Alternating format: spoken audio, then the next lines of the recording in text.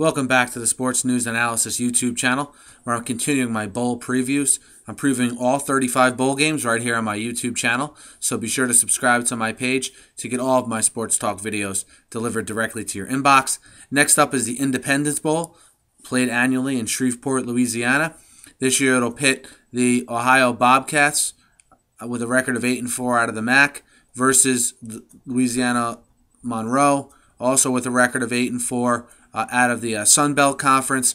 Both of these teams got their seasons off to very good starts. If you remember back in Week 1, it was Ohio who upended Penn State in the opener.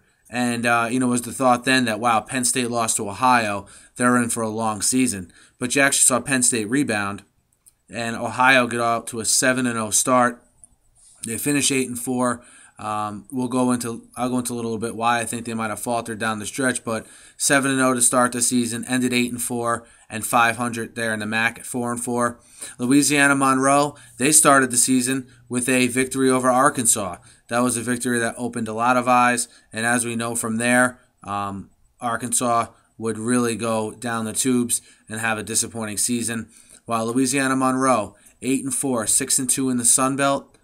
A big thing for Louisiana-Monroe is, they played 4 overtime games this year, and have won 3 of them. One of them was that game against Arkansas. So definitely a team that is tested in close games, which should help them in the bowl game here. Shreveport is only a 2-hour drive from the campus at Louisiana-Monroe. So as far as proximity goes, definitely on the side of Louisiana-Monroe.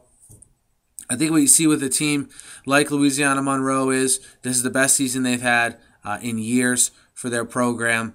Definitely a step forward they've taken. They rely heavily on the passing game, which will be interesting to see here against Ohio, who is actually pretty good against the pass. Ohio averages only 229 yards given up through the air on defense.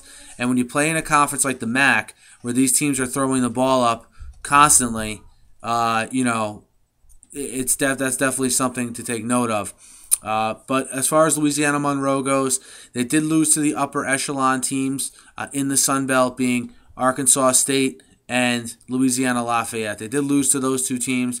They lost pretty handily to those two teams. So while an 8-4 record is certainly impressive for them, I'm not trying to say it's not, and a 6-2 in the league, they were definitely a rung below those two teams. And typical, college passing offense. Their running game is nothing to speak of.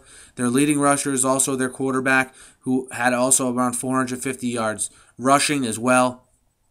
So they're going to try to beat you through the air. Ohio is the opposite. Ohio led by their running back, Bo Blankenship, who had exactly 1,500 yards rushing this year. He's a junior running back.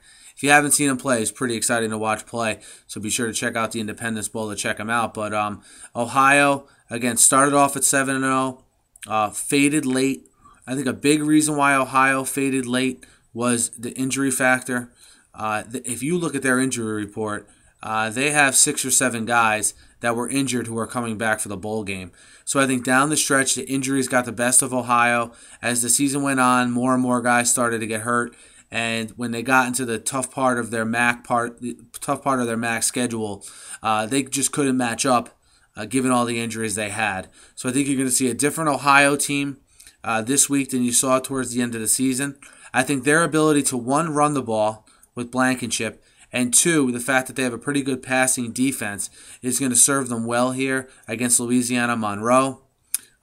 Louisiana-Monroe is a good team. I'm not sure why they're getting so much love here in this bowl. I see a lot of people picking them to cover the -7 or the 7 points that they're favored by. I think a lot of that maybe has to do with the fact that, let's face it, a large majority of the crowd will be there for Louisiana-Monroe.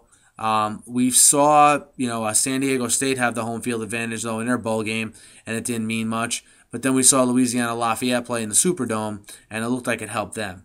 So I think you can go either way with the home field advantage in bowl games. I don't make that my end-all, be-all. I try to look at these games a little bit objectively. I even try to take the records out of it and just check individual games because it's tough to judge how good one conference is compared to another, especially these mid-level conferences like the Sun Belt and the MAC. But in this game, I like Ohio +7. against Monroe. I expect a close game that pretty much could go either way, but I like Ohio's ability to keep it close, both with the running attack and their ability to slow down the passing game. The only question for me is, I think Monroe will put up 20 to 24 points in this game minimally. Can Ohio keep up? And I think they will. So Ohio +7 here in the Independence Bowl. Again, I'll be previewing every bowl game here.